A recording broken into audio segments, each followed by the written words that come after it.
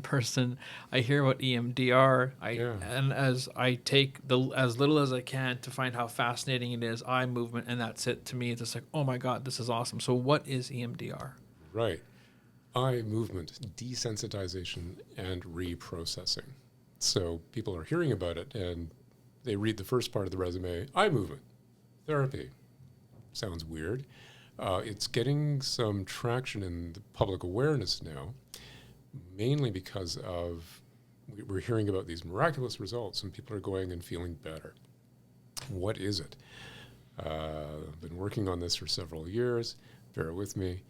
The short version is if you have an acute event, your normal cognitive processing of senses, information's going in, and we have an experience of grocery shopping, see a friend, nice linear story. Trauma interrupts. The hypothalamus sputters, doesn't know what to do. The limbic system kicks in, danger, danger, smoke alarms going off, and we're right back into the lizard brain.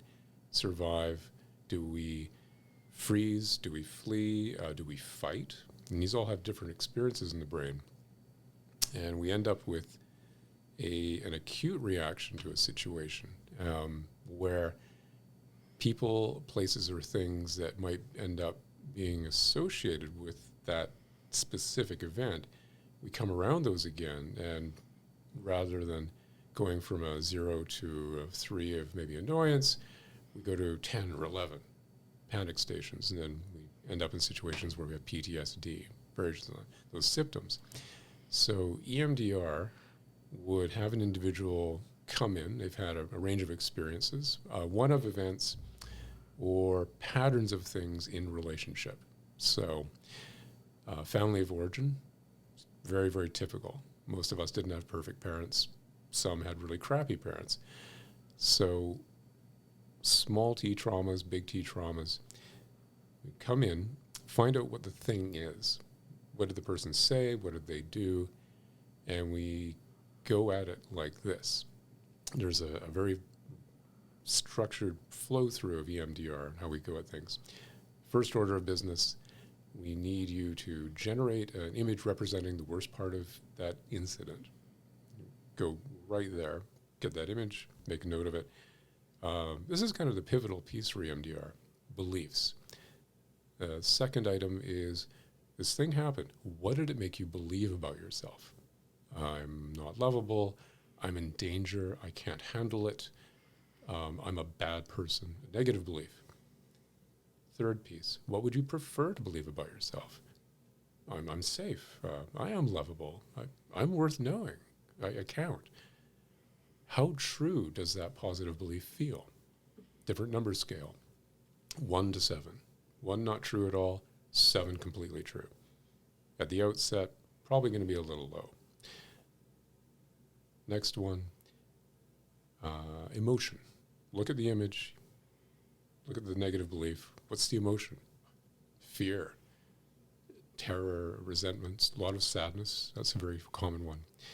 How bad is that feeling now? 0 to 10. No bad feeling, all bad feeling. Usually north of a 5.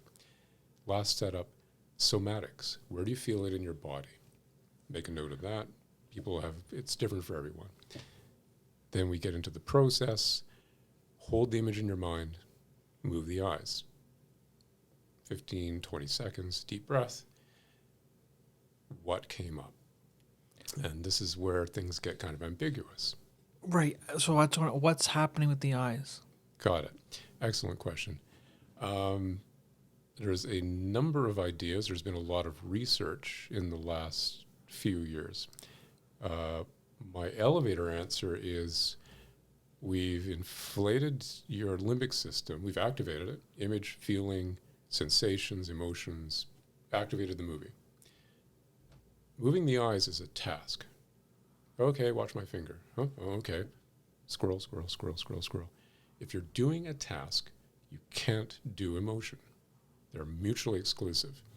If you're doing a task, you can't do an emotion. So if you're chopping vegetables, fixing your car, if you're doing a focused acetylcholine is focus. Running a marathon, writing an exam, doing a task in a focused way.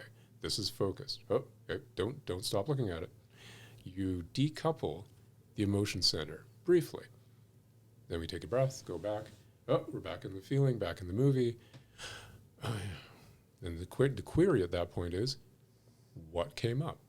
This is so embarrassing, but this is so cool. Yeah. Maybe the listener might be like, oh, you didn't know that? I didn't know that. I didn't know that either. What you just said about the feeling. Okay, sorry. Continue. It's fascinating. And it bears out. You can run your own experiment. If you're in an emotional state, particularly happy, particularly sad, there's reasons we talk about go for a walk in nature.